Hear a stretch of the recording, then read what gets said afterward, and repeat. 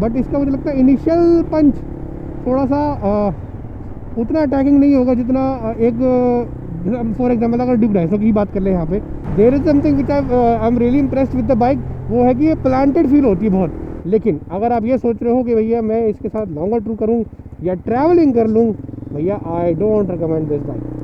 30 के आसपास ही है। Okay, so 3, 2 and 1 go. So today हमारे पास आ चुकी है mini Ducati. We have the extreme 250R with us. So it's the extreme 250R, the arch nemesis of the KTM Duke 250।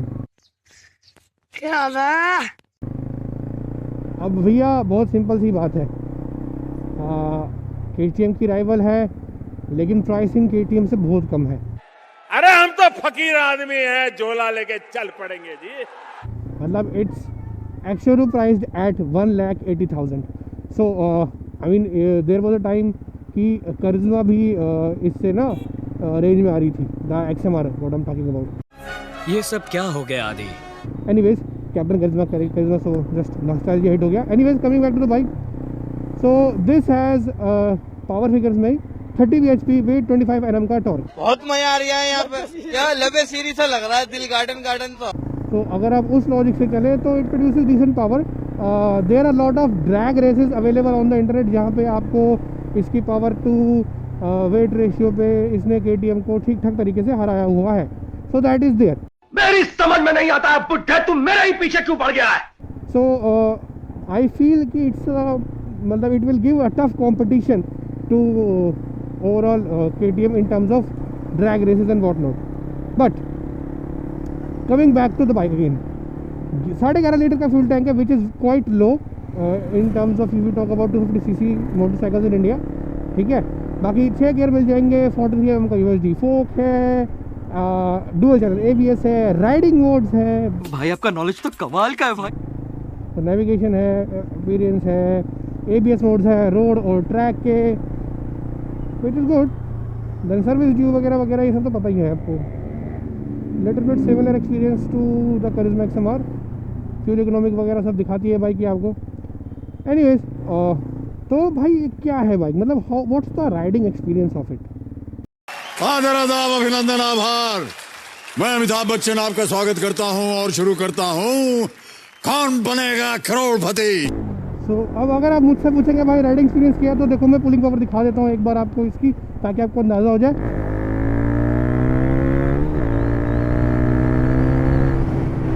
इससे आपको ये तो समझ में आ गया होगा कि हाँ बाइक में जो इनिशियल टॉर्क है वो अच्छा किक इन हो रहा है।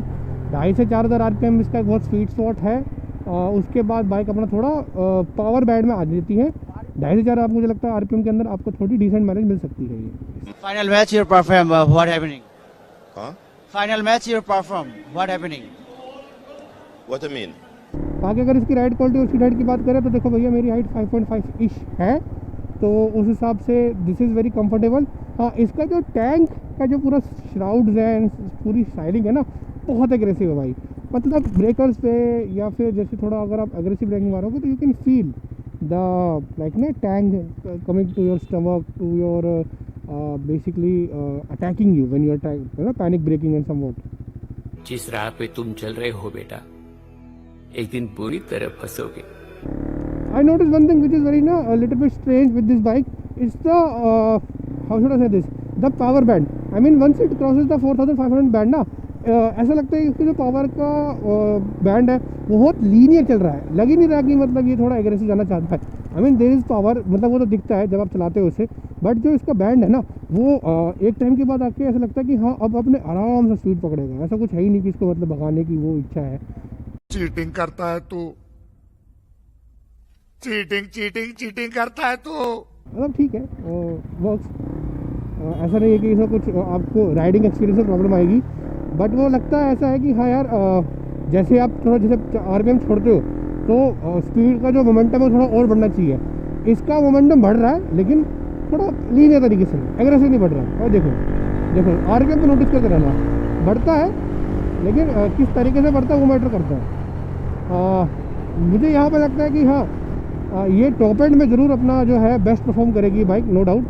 बट इसका मुझे लगता है इनिशियल पंच थोड़ा सा उतना अटैकिंग नहीं होगा जितना एक फॉर एग्जांपल अगर ड्यूक 250 की बात कर ले यहाँ पे, उसका अटैकिंग पंच आता भाई एग्रेसिव चलाते वक्त। इसमें वो मुझे अटैकिंग फील नहीं हो रहा है पंच इनिशियल में, लेकिन हाँ मुझे ये गारंटी पता है कि ये टॉप एंड में जो है अच्छा परफॉर्म करेगी। आप क्रोनोलॉजी समझ लीजिए। बाकी अगर ब्रेकिंग की बात करें तो आपको डुअल जनरेशन मिल जाता है, जिससे आपको इमरजेंसी के टाइम पे बहुत अच्छा सपोर्ट मिलेगा in terms of panic braking. तो इसका ब्रेक का जो मतलब बाइट है, चाहे वो फ्रंट हो या चाहे वो रियर हो, बहुत ही अटैकिंग बाइट है, बहुत ही एग्रेसिव बाइट है। तो थोड़ा कॉन्फिडेंस बिल्ड करने में हेल्प होती है एक राइडर को जो थोड़ी इस पावर सेगमेंट की बाइक चलाता है। I am noob.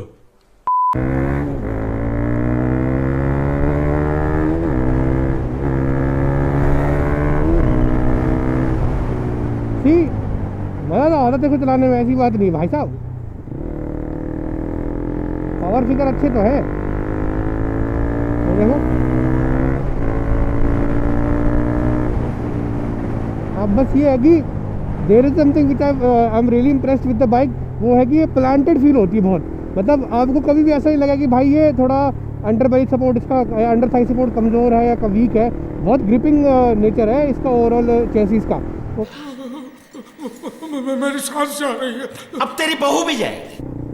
Now, if I talk about the overall cons of this bike, see,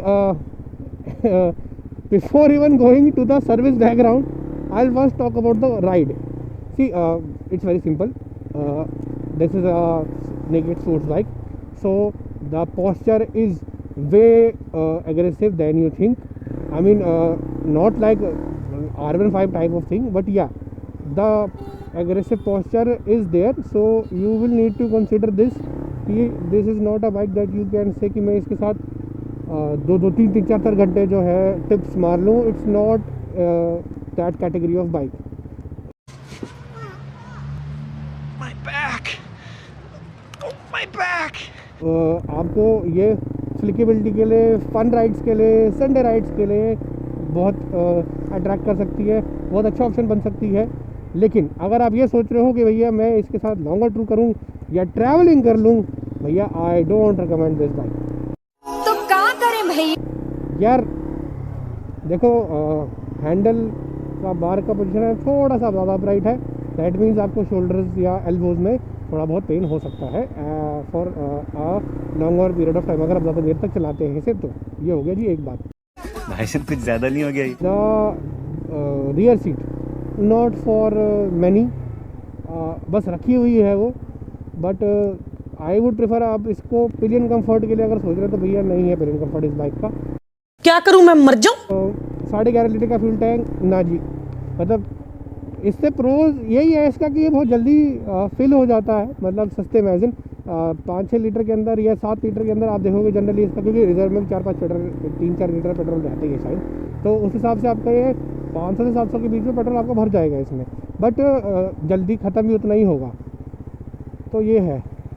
बाकी फ्यूल फिगर्स की बात करें तो यू कैन अचीव 27 से 32-33 का number with this bike. So that is something, मतलब I mean considering the fact that if you are mileage oriented person then don't buy this bike because no.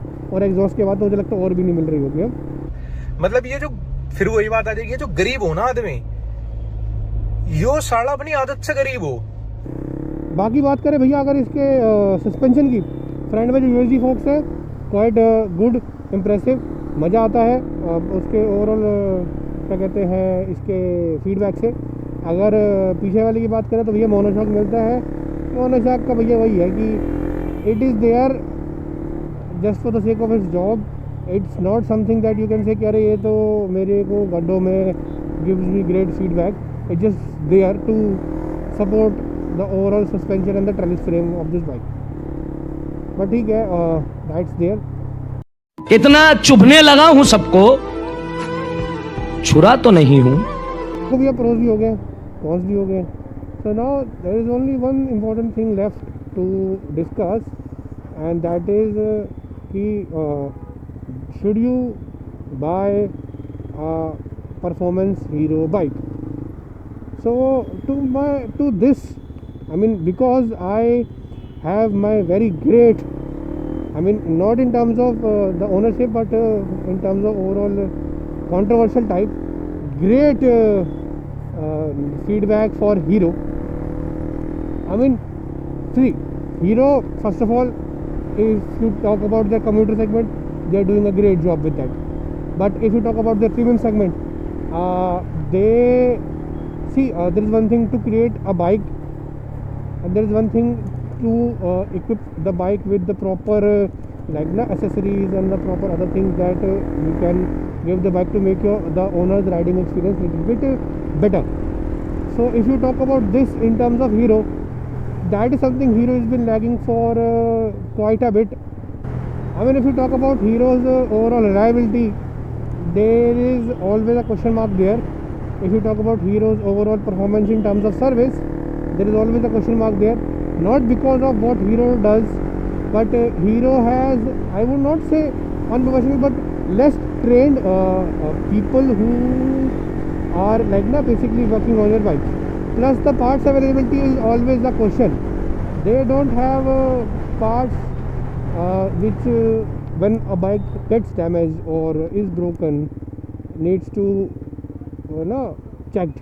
So जहाँ भी जगह मिलेगी वहाँ डंडा घुसाएगा. See, if your city has Hero Premia, I mean then still it's a question that because I was when I was owning the Karizma XM1, I was still struggling to with the Premia showroom to get this bike, Hero's bike Karizma XM1 serviced. So I am not sure कि Premia experience फिलहाल currently कैसा है, लेकिन एक average hero showroom से थोड़ा सा आपको बेटर ज़रूर मिलेगा. So that is something you need to consider before buying this bike. See आपको ये सिर्फ सोचना इसलिए पड़ेगा, नॉट बिकॉज कि ये जो बाइक है या बेसिकली जो हीरो की बाइक है, it's something that they are not willing to help you, they are, but the overall reputation plus the overall attitude and behavior of the sales people and the after sales service people and the mechanics is not मतलब it's below par, not even par. So वो चीज़ ना फिर मज़ा नहीं आता. मतलब आप इतनी महंगी बाइक लो, आपको फिर वो एक्सपीरियंस ना मिले, तो आप यही सोचोगे भैया कि यार इससे अच्छा तो मैं कोई ज़्यादा पैसा लगा के दूसरी बाइक ले लेता, कम से कम मेरे को एक्सपीरियंस तो बेटर मिलता. बाकी हाँ, एक दुख है जो मैं आपके साथ शेयर भी करना चाहूँगा कि ये बाइक लेते वक्त आपको वो दुख शेयर मतलब करना पड़ सकता है मेरे साथ. वो दुख ये है कि भैया हीरो की जो ये परफॉर्मेंस बाइक है, इनकी जो रीसेल है वो इतनी कोई अच्छी नहीं है. मैंने करिश्मा XMR 1.5 साल चलाई. 1.5 साल चलाने के बाद मैंने उसको, आप बिलीव नहीं करेंगे, अंडर 70 के बेचा है. क्या बोलूँ मैं इस पे, क्या बोलूँ क्या अब मैं इस पे. और यही सेम चीज़ आप रिग्रेट ना करो, वही हमारा काम है आपको बताना कि देखो भैया गाड़ी नो डाउट बहुत अच्छी है, चलाने में मज़ा आता है, बहुत प्लांटेड, बहुत एग्रेसिव, बहुत फ्लिकिंगली अमेजिंग बाइक है. लेकिन जो चीज़ इस टाइम पे ख़राब हो रखी है वो यही है बाइक. तो भाई यही था XT 250R का एक तरह से राइड रिव्यू मेरे चैनल पर. आई होप आपको ये राइड रिव्यू पसंद आया होगा. ऐसी और वीडियो देखने के लिए प्लीज़ हमारे चैनल को सब्सक्राइब करें. बाकी लाइक करें इस वीडियो को, शेयर करें अपने दोस्तों में. और KTM का ड्यूक 250 का राइड रिव्यू अगर आप देखना चाहते हैं तो आप वो भी देख सकते हैं. मैं स्क्रीन पर कहीं लगा दूंगा, आप चाहें तो उसे देख सकते हैं. बाकी KTM का जो ओनर है उसका क्या कहना है ड्यूक 250 के बारे में और इसके बारे में, आप वो भी एक ओनरशिप में आ सुन सकते हैं स्क्रीन पर. बाकी मिलते हैं आपसे अगली वीडियो में, तब तक के लिए पीस.